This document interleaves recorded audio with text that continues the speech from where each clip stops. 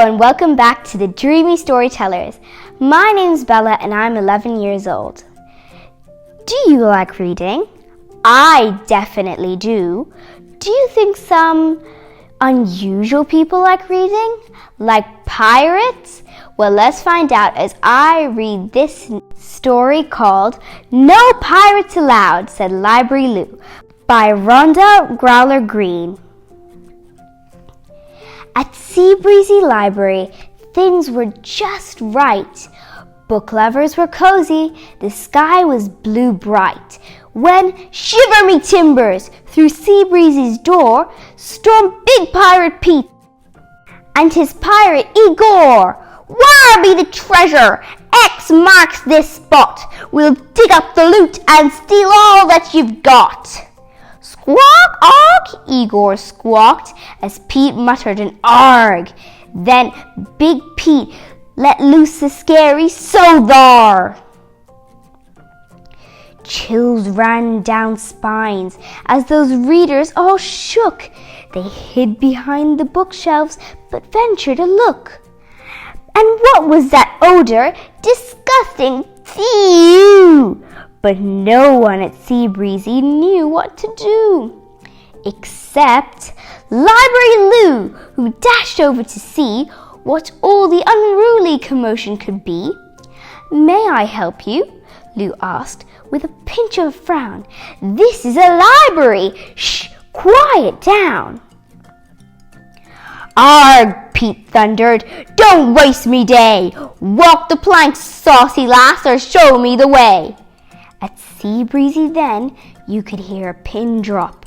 All that tough ruffian talk and squawk stopped, for Library Lou looked Pete right in the eye.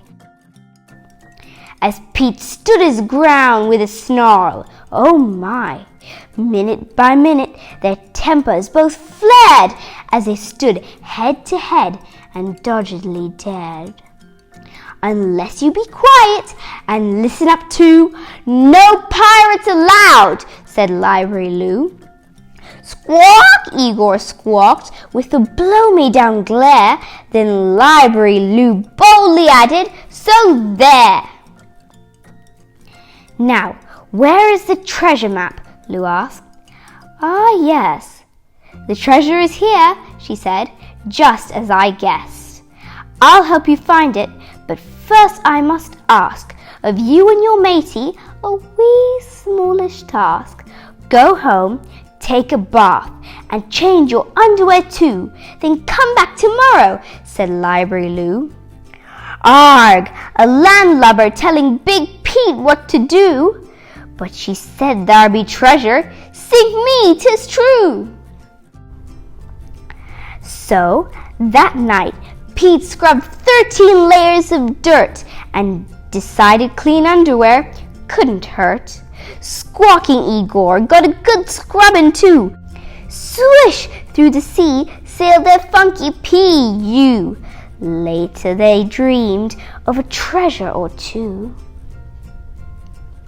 Squawk, walk! The next day they burst through that library door with a fresh soapy scent, but loud as before. Mateys, your manners, said Library Lou. Now come, follow me, we have much work to do. Aye, Big Pete grabbed his picks, an axe and his shovel, but Library Lou says, don't go to that trouble. But lassie, the loot, Lou said, not yet. First, say ahoy to these letters, this fine alphabet. Letters? Pete scowled. There be more than X. Lou spread them all out. Big Pete looked perplexed. Blimey, cried Big Pete. A code of old, a secret one, aye, to find the sweet gold. Library Lou grinned a witty wise grin. Brilliant, she cried. Now time to begin. Here they are, all of them, pleased to meet you. Isn't this fun? Said Library Lou. Fun? Big Pete sneered. It be torture no less. Me rather be kissing a fat treasure chest. So many letters, Big Pete got confused. W's, H's, S's and Q's. And then she called vowels, A-E's, I's, O's and U's. Soon Lou took the letters and mixed them about. Look, exclaimed Lou, words to sound out. Now here is a stack you may take home with you. Then come back tomorrow, said Library Lou.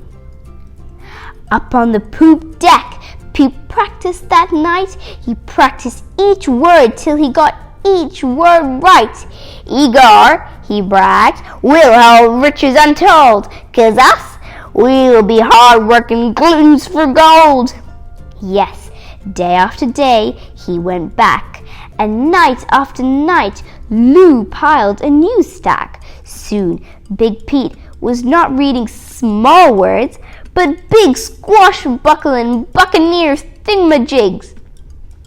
But Pete got impatient. He'd work day and night, and still not a trinket or treasure in sight. One day he barked at Lou. Do what you're told. You said you'd be helping me find that sweet gold. Correct, answered Lou. In a book there's a clue. I've given my help. It's now up to you. Pete stared at those books lined up on the shelf. A code, a clue, arg, me find 'em myself. Maybe, just maybe, the code be in rhyme. He loved Mother Goose, Dr. Seuss, how sublime. They tickled his fancy, but no secret code. Avast, easy readers, he snatched Frog and Toad. Day after day he went back, and night after night he piled a new stack. He found books called classics, great tales of the sea. Blimey, cried Big Pete, that's where the clue be. Treasure Island, me like it, but no clue to be found. Gangway, non-fiction, that's what she be. Soon lascious loot, fancy free on the sea. Those factual books Big Pete came to love. He read about things that he'd never heard of. Stink bugs and baseball and surfing and Mars. Dinosaurs, mummies, electric guitars. Pete picks and axes and his shovel got dusty. At piratey ways, Big Pete got a mite rusty. Now, Big Pete wasn't just dreaming of loot, but a reader he was, and a good one to boot. When one book was finished, yes, when one was done, Pete picked up another. Oh, reading was fun. Then he read, and he read, and he read, and he read, and suddenly one night, Pete popped up in bed. The next day at Seabreezy Library, things were just right. Book lovers were cozy, the sky was blue bright. When Big Pete and Igor tiptoed through the door, they spied Library Lou in aisle 404. They both gave her hugs, each a kiss too. We've come to thank ye, Miss Library Lou. 'Cause of you, now we know books be the treasure. Shucks, whispered Lou.